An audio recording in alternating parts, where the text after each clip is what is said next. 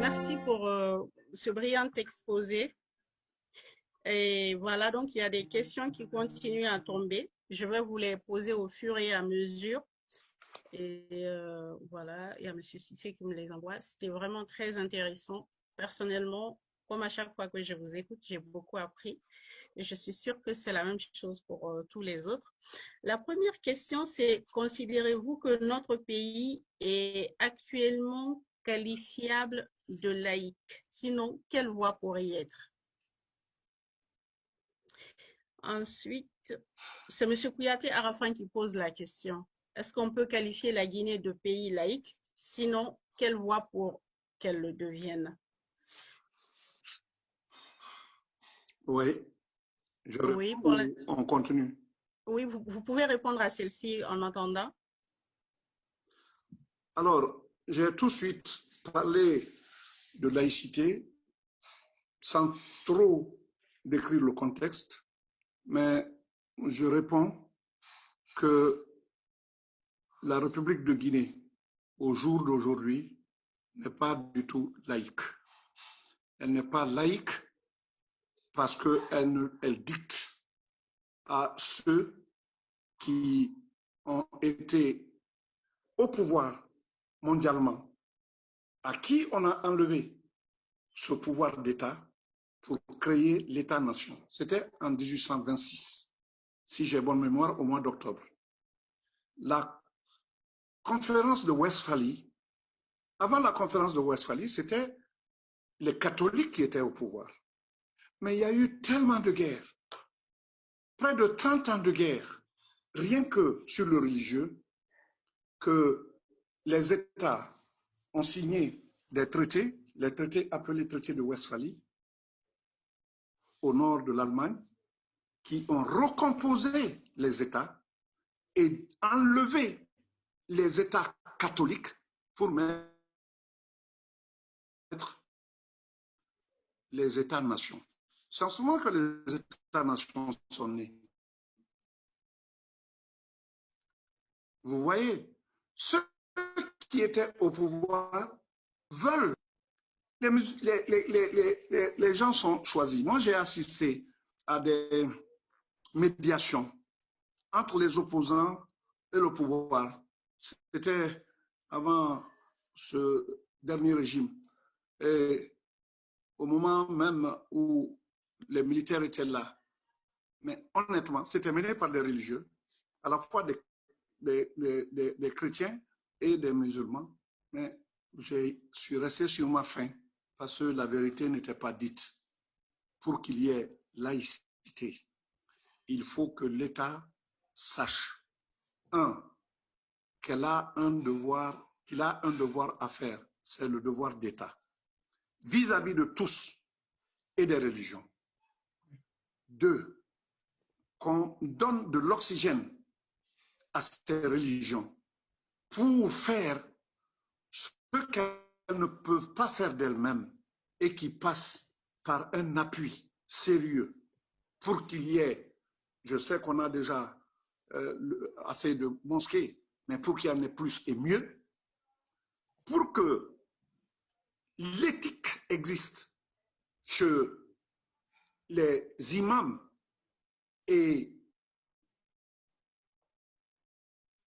chez les prêtres qui font ce métier, qu'ils fassent cela et qu'ils ne soient plus contingents à des aumônes que l'État leur tendrait. Mais ce qui est donné sera donné aux religions. Dans ma plantation à Kourba, j'ai bâti une mosquée. Et je ne dirais pas toutes les mosquées dont les constructions ont exigé de moi. Pas exigé, j'ai bien voulu donner ce qu'il y avait à donner, depuis la forêt jusqu'en Basse-Guinée. Ça, c'est au nom de la foi.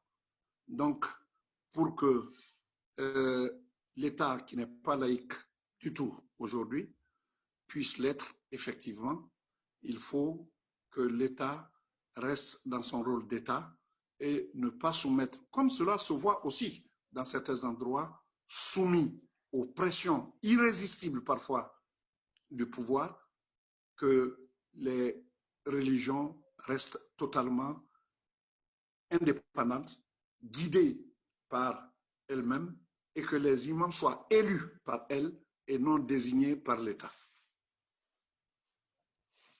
Très bien. Merci, Monsieur le Président. Alors, la question suivante est posée par Mohamed qui demande quelle est la place des religions monothéistes et quelle est la place de nos pratiques ancestrales? Je crois que c'est bien ça la question, si j'ai bien compris.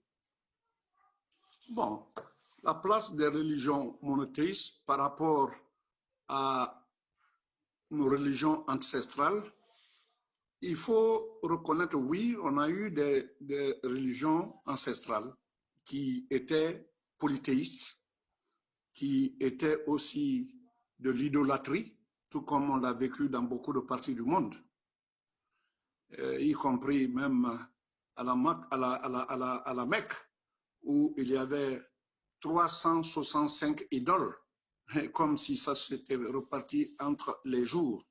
365, et la seule religion monothéiste alors représentée au sein de la Kaaba, qui a été construite bien avant l'islam, était la Sainte Vierge Marie. Mais tout le reste, c'était des idoles qui avaient des noms immaculés, et l'un des meilleurs écrits là-dessus, lisez-le si vous le pouvez, c'est du prophète Mohammed, écrit par Alphonse de Lamartine. Jamais je n'ai vu un écrit aussi pertinent, aussi beau, aussi, je dirais, qui surplombe tous les autres. Mais aussi, Victor Hugo a écrit sur le prophète et comment il a fait. Pendant que les autres construisent des empires, il a créé, n'est-ce pas, il a créé un État. Et aujourd'hui, les États islamiques existent, c'est vrai, mais il avait, et ça c'est encore l'esprit qui guide l'homme, guidé par le bon Dieu. Après la prise de la Mecque, quand il est revenu à Médine, qui s'appelait avant Yathrib, comme vous le savez, ça n'a pris le nom de Médine qu'après l'arrivée du prophète pour la première fois, parce que n'oubliez pas, Médine a joué un rôle très important dans l'histoire de l'islam. Parce que la première réunion, quand l'islam était révélé, la toute première réunion secrète s'était faite en marge, n'est-ce pas, des ventes qui se faisaient. Et quand, après la prise de Médine, il s'est posé un problème. Après la prise de Makkah, il s'est posé un problème au prophète.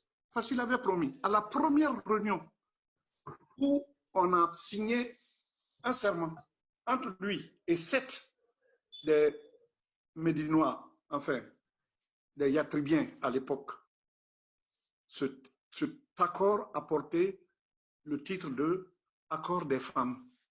Accord des femmes parce que l'arabe, en ce moment, quand il jurait par sa sœur ou sa mère pour une chose, il la respecte. C'est pourquoi ce premier écrit, entre ce premier serment, entre les gens qui sont venus de Médine en cachette et qui ont rencontré en cachette le prophète, c'est ce qui a fondé le départ du prophète en temps opportun pour, n'est-ce pas, Médine. Beaucoup ne comprennent pas que le jour où Makkah a été pris et que Makkah est tombé dans l'islam, c'était un jour aussi d'épreuve pour le prophète lui-même. Parce que les gens de Médine ont pensé tout de suite qu'ils n'allaient pas retourner à Médine. Et dans la répartition de tous ceux qui a eu combien de guerres, ceux de Makkah ont eu plus. Et les Médinois se sont plaints. Et le prophète leur a répondu, laissez-les prendre et vous contentez-vous du prophète qui va partir avec vous et qui va mourir à Médine. Il avait des façons simples de résoudre les problèmes. Mais, comme je le dis, après tout ça, il a écrit à tous les chefs religieux, qu'ils soient qu'ils soient juifs, qu'ils soient chrétiens, quel que soit le bord, il a écrit partout pour leur demander de venir le voir à Médine. Un des premiers venus, c'était celui qui dirigeait l'église de Yémen. Il est venu avec une forte délégation. Bilal les a reçus et il était à la fois protocole et ministre des Affaires étrangères, même peut-on dire. Il allait les recevoir. Ils ont fait exprès, ils sont venus vraiment dans leur parade, dans leur tenue de parade, que l'islam n'avait pas en ce moment d'ailleurs. Et arrivés chez le prophète, ils se sont assis. À peine le prophète commence à parler, parce que c'était pour les amener à adhérer à l'islam.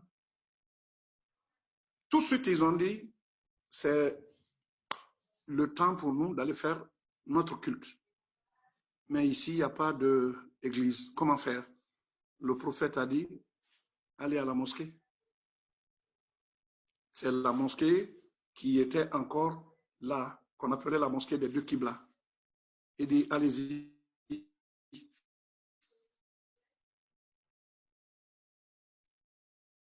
Et vous allez prier là-bas, vous faites votre culte là-bas.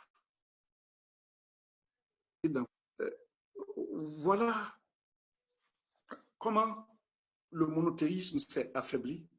C'est parce que ce n'était pas que par des guerres, c'était par des actions mûrement réfléchies. La signature du premier accord, quand le prophète a voulu faire son retour, avant même que la Mecque ne tombât, c'était leur retour pour faire le premier pèlerinage. Et Dieu seul sait, les Mécois qui l'avaient accompagné étaient pressés. Mais quand ils sont arrivés aux Arabes, ils lui ont envoyé une mission pour lui dire que cette année, il ne peut pas rentrer, mais on lui accorderait de revenir l'année prochaine, à condition qu'un accord soit signé. Rien que la signature de cet accord, tout ce qu'exigeaient les Mécois, le prophète a tout accepté. Je ne rentre pas dans les détails. Donc, en revenant à nos idoles, ça existait pas seulement en Afrique, mais un peu partout. Mais vous savez, je vais vous dire une vérité toute simple. L'Afrique a eu ces siècles de développement, tout au moins de croissance. Les Dogons du Mali étaient les premiers sur la terre en ce moment pour l'étude des astres. Pourquoi nous nous sommes contentés de nous coloniser entre nous au lieu de penser nous exporter au-delà de notre continent? C'est une question que je pose. L'Empire du Ghana, l'Empire du Mali, le Songhai, le Timothée vers les bassins du Congo, tout ce qu'on a connu comme empire et qui ont eu des moments très flamboyants, mais plutôt c'était de nous faire la guerre les uns contre les autres. Personne n'a pensé aller à l'extérieur. L'Europe, dont on parle aujourd'hui, a colonisé, et d'abord ils se sont colonisés entre eux, et après ils ont colonisé la terre entière. Il n'y a que 5 pays, j'ai souvent dit ça, 5 pays qui ont échappé à la colonisation européenne. Le Japon, la Thaïlande, les 2 Corées et le Libéria. Pour le Libéria, bon, ça ne disait pas son nom, mais c'était une colonisation plutôt par les Américains, parce qu'en réalité, on parlait de libération, mais c'est la société américaine de colonisation qui a libéré les Noirs libérés de l'esclavage pour leur trouver une terre. Et cette terre, ça a été d'abord la Sierra Leone, beaucoup ne le savent pas. Ils sont venus s'installer là. Et après, les Sierra Leonais locaux ont résisté et ils se sont déplacés pour aller vers le Libéria, pour former des condominiums. Ces condominiums n'étaient pas unis, c'était des États séparés, jusqu'à ce que Monrovia ait été choisi et qu'on ait ramené tout cela ensemble. C'est pourquoi le Libéria, on dit qu'il n'a pas été colonisé, Mais en réalité, voilà la façon dont les Libériens qu'on appelle les Congos ont été amenés à quitter le pays pour venir s'installer au Libéria. Donc, dans toutes ces questions, la place de le monothéisme face à nos idoles, mais ceux qui ont cru et qui ont été convaincus, tels que moi, tels que mes parents, on a été convaincus qu'il y avait un Dieu seul et unique. On adorait des objets inanimés. Mais si on n'est pas convaincu soi-même, on ne peut pas convaincre les autres de, n'est-ce pas, les adopter. Voilà ce que je voudrais dire en réponse à la question de Cissé. Je crois que c'est Cissé qui a posé la question. Non, ce n'est pas M. Cissé, je pense que c'est un M. Fofana, si je ne me trompe pas. Alors, c'est Fofana que je vois là à l'écran? Non, je ne crois pas, non. Bon, enfin, en tout cas, un Fofana que je vois et à côté de Sékou Diawara. Alors, je vous dis très sincèrement que nous avons perdu beaucoup parce que nous-mêmes, nous ne croyons pas, et jusqu'ici d'ailleurs, dans une grande part, on ne croit pas très souvent ou on ne va pas jusqu'au bout de nos pensées. Ça ne veut pas dire que les monothéistes n'ont pas, ceux qui sont jusqu'à présent dans le syncrétisme, et d'ailleurs ce syncrétisme, il faut aussi en parler, parce que aucune religion, même monothéiste, n'est restée totalement immune de nos traditions. J'ai cité ces exemples parfois à des chefs d'État. J'ai dit, les 5 piliers sont les mêmes dans le monde arabe qu'en Afrique. Mais en dehors des 5 piliers, vous trouvez plein de différences au quotidien. Chez nous, aujourd'hui, quand il y a des morts, dans certaines localités encore, on chante les baïtis. Et les baïtis, c'est la transformation des chants et danses qu'on faisait dans la période traditionnelle. Et puisque maintenant, ce sont des gens qui pratiquent l'islam, on a transformé ça en cantique islamique. Mais c'est la survivance du passé. Le syncrétisme religieux est vrai. Tout comme d'ailleurs le syncrétisme démocratique existe. Deux démocraties ne se valent pas au monde quand on part des grands principes. Que ce soit la démocratie, que ce soit la séparation des fonctions, que ce soit le respect des droits de l'homme, etc., etc., alors les démocraties le pratiquent. Mais au quotidien, il y a des différences entre les démocraties, la démocratie américaine et la démocratie française. Ce n'est pas du tout la même chose au quotidien. La française est différente de l'allemande, qui est différente de la Suisse, qui est différente de la japonaise, etc., etc. Il y a bien de différences. Aux États-Unis, les Mormons, ils existent dans un pays qui est à 20% catholique, mais qui a exigé une certaine unité. Mais les Mormons, ils ne se contentent pas de 4 femmes. Hein. Ils vont jusqu'à 10, 11, 12 femmes. Et qui vivent toutes dans la même maison, bâtie. Parce qu'ils se sont fait immensément d'argent, parce qu'ils ont osé aller dans la partie la plus vierge, la plus difficile, la plus nue des États-Unis. Ils sont allés s'installer là-bas. Et grâce à l'entraide entre eux, ils ont pu créer des fortunes et ils font partie aujourd'hui des plus fortunés, à tel point qu'ils aspirent maintenant à être président des États-Unis. Mais je crois qu'ils se battront encore pour ça. Avant, quand vous aviez un jugement, vous étiez frappé par un jugement aux États-Unis, vous êtes poursuivi partout dans les États fédérés, à l'exception de Utah, où existent les Mormons. Parce que quand tu vas là-bas, tu es sous leur protection, c'est fini. Vous voyez que des particularités existent partout. Et ces Mormons sont là-bas aujourd'hui. Vous pouvez vérifier. Et quand je dis bien qu'ils sont polygames à 10 femmes, elles vivent toutes, elles préparent en même temps. Ce sont des familles qui sont riches. Alors, donc, ce sont des particularités qui existent. Mais c'est ce que j'appelle syncrétisme aussi, parce que c'est dans un environnement qui n'adopte même pas la polygamie comme étant un des principes. Alors qu'on leur permet, eux, d'aller au-delà des 4 femmes dont on dit en islam que c'est permis. Moi, j'ai beaucoup de questions là-dessus. Hein. Point d'interrogation. Je vous remercie. Alors, la question suivante, c'est M. Kouyaté Afana qui la pose. Il est de Paris. Il dit: le combat contre les terroristes et intégristes dans la sous-région, on ne peut la gagner que par les armes, ou est-ce qu'il faut peut-être essayer d'autres méthodes? Je crois que comme réponse, il faut négocier quand il faut négocier, mais savoir le bon moment de négocier et combattre quand il faut combattre, mais combattre aussi autrement. Regardez les armées qui se font face. Les États, que ce soit en Afrique, de l'ouest à l'est, ou que ce soit en Afghanistan.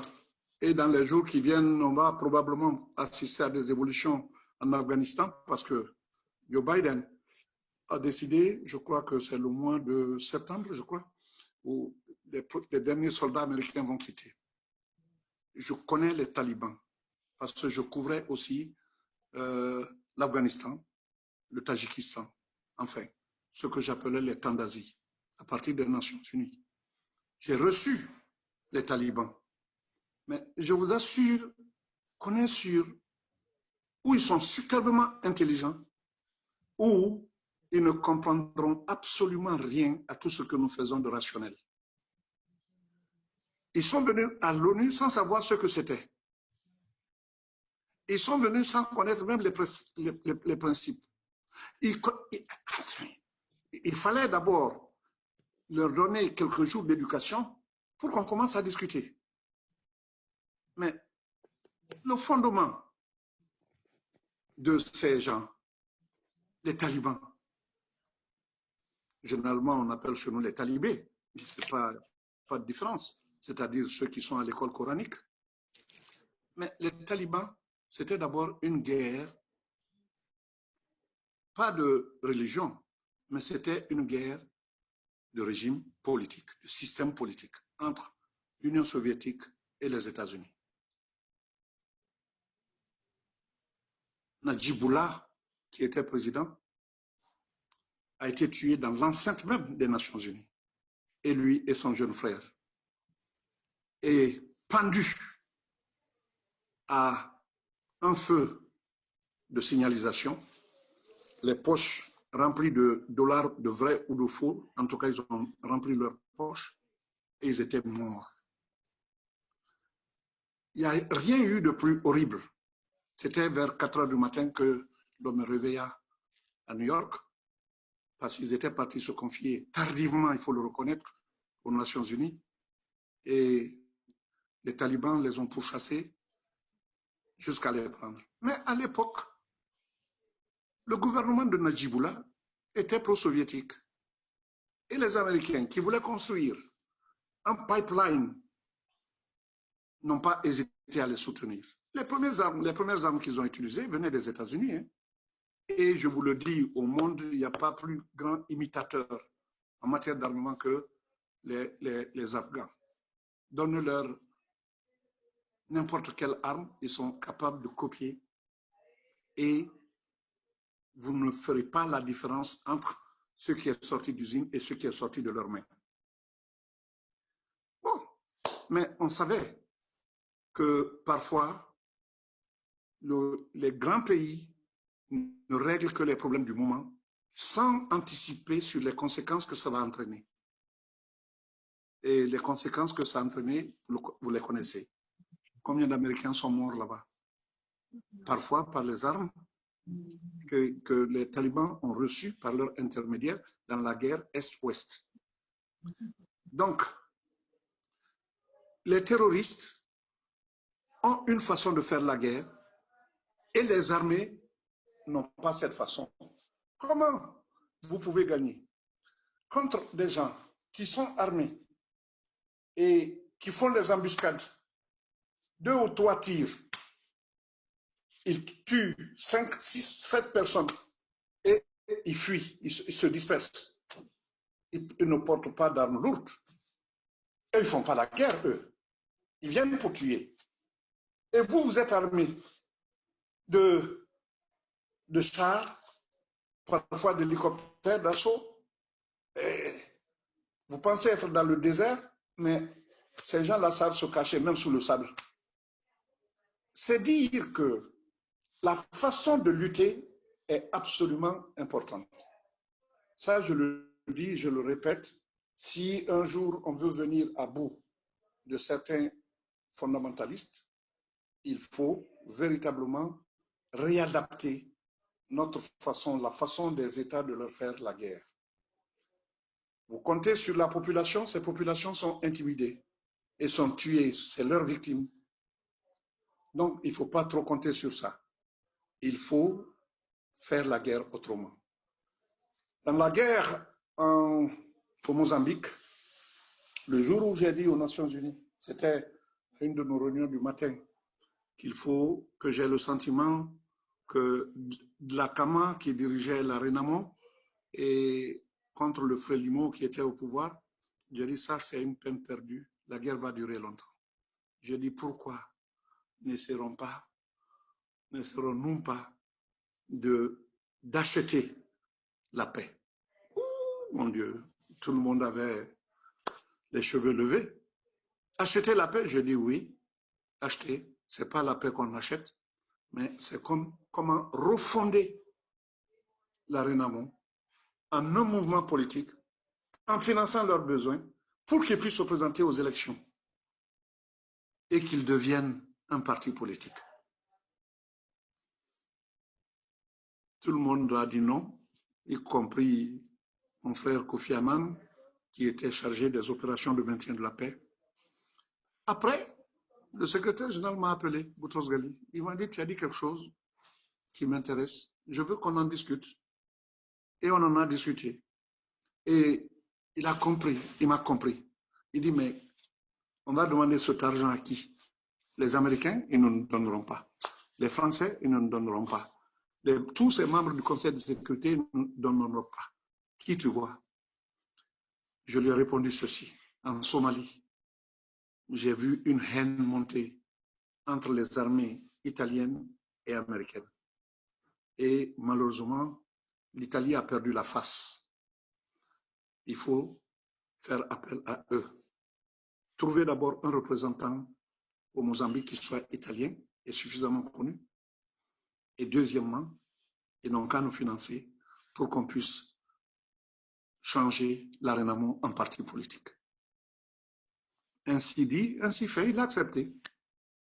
Et Aldo Ayello, qui était, je crois, à l'époque dans l'île de Toussaint Louverture, là, comment ça s'appelle? Dans une île américaine là-bas. Il était là-bas et je l'ai appelé, c'était un ami. Je lui ai demandé, il faut venir me voir à New York. Il est venu, on a parlé. Je lui ai fait la proposition de l'envoyer comme représentant permanent du secrétaire général, représentant spécial du secrétaire général pour le Mozambique. Il m'a dit, mon Dieu, j'ai dit oui, et ce n'est pas tout. Il faut nous aider d'abord pour que l'Italie nous donne l'argent pour que tu puisses réussir. Il dit, ah bon? J'ai dit oui, à transformer la Renamo en parti politique. L'Italie, en acceptant, nous dit, je ne donne pas à la Renamo, je ne donne même pas au Mozambique, je vous donne l'argent à vous. Et ne me dites pas que je ne vous ai pas aidé, et ne me dites pas qu'on vous l'a donné pour faire ce schéma qui est tout à fait particulier. Il nous a envoyé cet argent. Et puis aux Nations Unies, tout argent qui vient de l'extérieur et qui est donné aux Nations Unies, il y a au moins à l'époque 12% qui sont prélevés par le service de l'administration, qui était dirigé par un ami à moi qui s'appelle Connor, un Américain. C'était la haute administration qui avait un regard sur nos finances. Et quand la première fois j'en ai parlé avec Connor, je lui ai dit, écoute, je suis dans un problème. Voilà ce que j'ai dit l'autre jour, et vous avez tous eu les cheveux hérissés, mais on va le faire. et l'argent que l'Italie vient de nous donner, c'est pour cette fin. Il dit oui, qu'il le sait. On lui a dit, mais il faut qu'il prélève les 12%. J'ai dit, vous le faites, ça ne servira à rien, ils vont refuser. Ils savent déjà le montant. Par qui, je ne sais pas. Je dis donc, accepter de prélever symboliquement 1% pour respecter les règles. Et un monsieur qui est très bien, il l'a accepté. Et c'est ainsi que cet argent était envoyé, pas tous en même temps, mais au fur et à mesure qu'il désarmait. C'est ce jour que j'ai compris que ceux qui n'ont que 100 personnes dans une rébellion armée, en réalité, ils font comprendre qu'ils sont 2000 ou 3000 ou 4000. Mais quand arrive le moment du désarmement, contrôlez partout, vous ne trouverez pas plus de 100 qui font tant de dégâts. C'est la même chose entre les terroristes et nos armées classiques. Ceux qu'on croit être nombreux, ils ne le sont pas. Et j'avoue que j'ai connu un rebelle de guerre quelque part qui m'a dit, Monsieur le Président, le jour où on a commencé la rébellion, il m'a dit, Monsieur l'ambassadeur, quand le jour où vous commencez à faire la rébellion, si vous comptez sur 100, soyez sûr que vous n'aurez pas plus de 50. Et les autres résistent. Alors, il y a trop de choses là-dedans qui ne sont pas à la portée de tous. Mais comme je le dis, quand il faut négocier, il faut négocier en s'assurant que les résultats de la négociation ne seront pas pour encore perpétuer la guerre. Parce que ce qu'on négocie, ce qu'on leur donne comme argent, très souvent, on ne leur donne pas de matériel, cet argent-là, ils les utilisent pour acheter des armements. Et puisque ceux-mêmes qui les combattent sont les vendeurs d'armes, alors vous voyez que c'est le serpent qui se mord la queue. C'est dire que c'est difficile. Nul n'a la vertu d'une solution rapide à ces questions, mais en définitive, une chose a été bien dans tout ça, que l'État islamique qui avait été créé par al-Baghdadi n'ait pas survécu, n'ait pas existé, qu'il a été effacé, je crois que ça a été une victoire majeure. Si cet État avait perduré et s'il s'était enraciné, ils allaient avoir d'autres États. Et ça allait être un moment très grave pour l'humanité. On n'allait pas être dans des attaques sporadiques, mais purement et simplement la formation d'un État djihadiste que Ben Laden n'a pas pu, que al-Baghdadi n'a pas pu, et que les États ont très bien fait là de faire la guerre, y compris au prix, n'est-ce pas, d'une destruction totale. Je ne sais pas si Afana a été satisfait. En tout cas, c'est ce que m'inspire la question qu'il a posée.